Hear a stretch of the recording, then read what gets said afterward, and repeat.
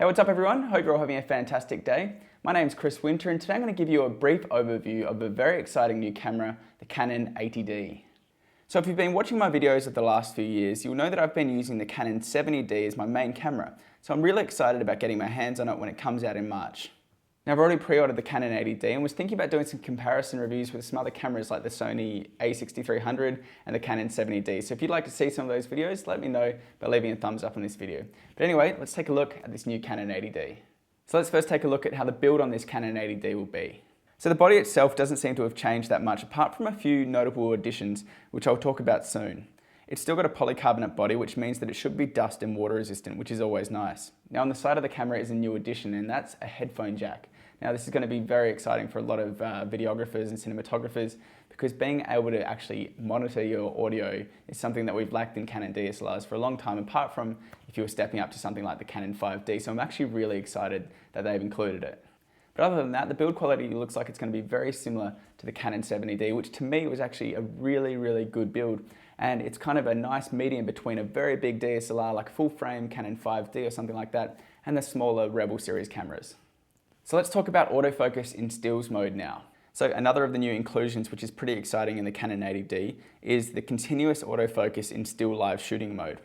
Now I was lucky enough to spend a fair bit of time testing out the Canon T6S, which also is the only other Canon DSLR which has this feature, and I've got to say it's actually really useful. Now sure, it's not the most pro feature using the live view screen to take your photos, but just having that ability to do it is actually a really nice thing, and I think it's good that Canon have implemented this on the Canon 80D.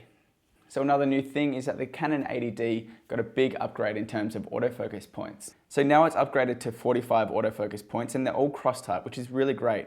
Now they've also supposedly upgraded the dual pixel autofocus system, which is kind of interesting to me because the Canon 70D's dual pixel autofocus, which you're actually seeing right now, as you can see, it works pretty well. I think that's going to be quite hard to top, but I'll actually be quite excited to see just how good the 80D performs with that new upgraded dual pixel autofocus.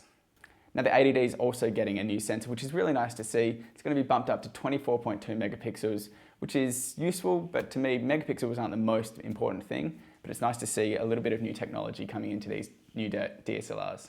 So let's talk about video now, and the Canon 80D has definitely been one of the most popular DSLRs in terms of video work for the last few years, and I'm definitely thinking that the Canon 80D is also going to be very popular for video work.